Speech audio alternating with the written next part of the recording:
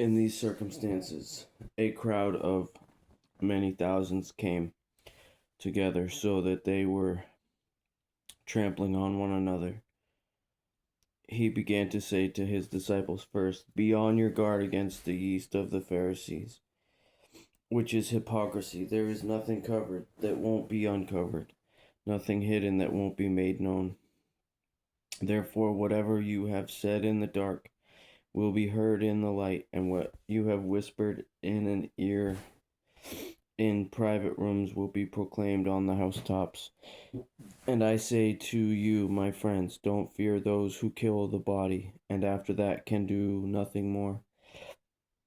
But I will show you the one to fear. Fear him who has authority to throw people into hell after death. Yes, I say to you, this is the one to fear. Aren't 5 sparrows sold for 2 pennies, yet not one of them is forgotten in God's sight. Indeed, the hairs of your head are all counted. Don't be afraid, you are worth more than many sparrows. And I say to you, anyone who acknowledges me before men, the Son of Man will also acknowledge him before the angels of God. But whoever denies me before men will be denied before the angels of God. Anyone who speaks a word against the Son of Man will be forgiven, but the one who blasphemes against the Holy Spirit will not be forgiven. Whenever they bring you before synagogues and rulers and authorities, don't worry about how you should defend yourselves or what you should say, for the Holy Spirit will teach you at that very hour what must be said. Someone from the crowd said to him, "Teacher, tell my brother to divide the inheritance with me." "Friend," he said to him, "who appointed me a judge and arbitrator over you?" He then told them, "Watch out and be on guard against all greed, because one's life is not in the abundance of his possessions." Then he told them a parable. A rich man's land was very productive. He thought to himself, "What should I do since I don't have anywhere to store my crops?" "I will do this," he said. "I'll tear down my barns and build bigger ones and store all my grain and my goods there.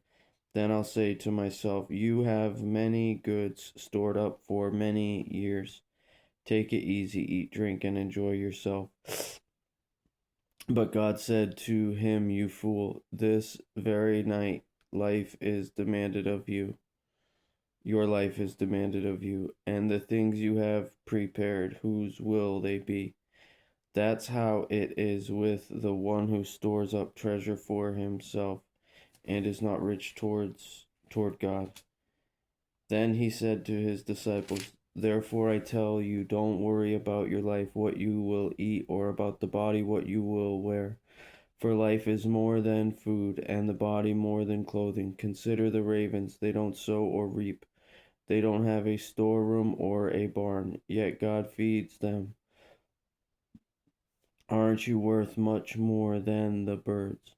Can any of you add a cubit to his height by worrying? If then you're not able to do even a little thing, why worry about the rest? Consider how the wildflowers grow. They don't labor or spin thread. Yet I tell you, not even Solomon in all his splendor was adorned like one of these. If that's how God clothes the grass which is in the field today and is thrown into the furnace tomorrow, how much more will he do for you? You of little faith, don't keep striving for what you should eat and what you should drink, and don't be anxious, for the Gentile world eagerly seeks all these things, and your Father knows that you need them. But seek his kingdom, and these things will be provided for you. Don't be afraid, little flock, because your Father delights to give you the kingdom. Sell your possessions and give to the poor. Make money bags for yourselves that won't grow old, an inexhaustible treasure in heaven, where no thief comes and near and no moth destroys. For where your treasure is, there your heart will be also. Be ready for service and have your lamps lit. You must be like people waiting for their master to return from the wedding banquet, so that when he comes and knocks, they can open the door for him at once. Those slaves the master will find alert when he comes will be blessed. I assure you, he will get ready, have them reclining at the table, then come and serve them. If he comes in the middle of the night or even near dawn and finds them alert, those slaves are blessed. But know this, if the homeowner had known at what hour the thief was coming, he would not have let his house be broken into. You also be ready, because the Son of Man is coming at an hour that you do not expect.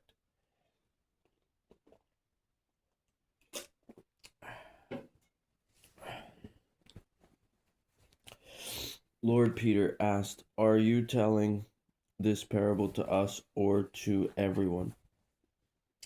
The Lord said, "Who then is the faithful and sensible manager his master will put in charge of his household servants to give them their allotted food at the proper time? That slave whose master finds him working when he comes will be rewarded.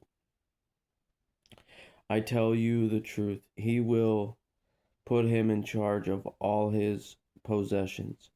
But if that slave says in his heart, 'My master is delaying his coming,' and starts to beat the male and female slaves, and to eat and drink and get drunk, that slave's master will come on a day he does not expect him, and at an hour he does not know. He will cut him to pieces and assign him a place with the unbelievers.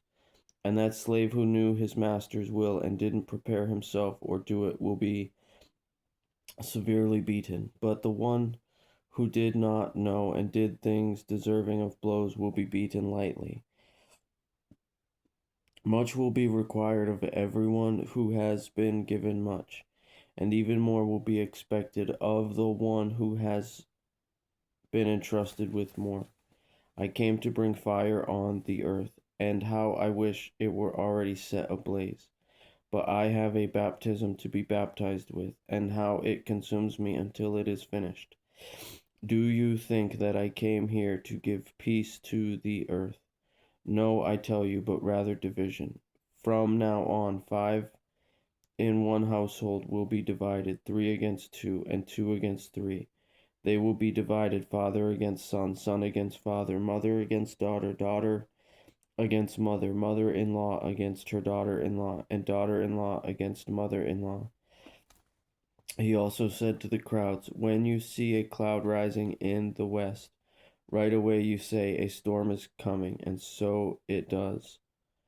And when the south wind is blowing, you say, 'It's going to be a scorcher,' and it is. Hypocrites, you know how to interpret the appearance of the earth and the sky, but why don't you know how to interpret this time? Why don't you judge for yourselves what is right? As you are going with your adversary to the ruler, make an effort to settle with him on the way. Then he won't drag you before the judge hand you over to the bailiff, and the bailiff throw you into prison. I tell you, you will never get out of there until you have paid the last cent."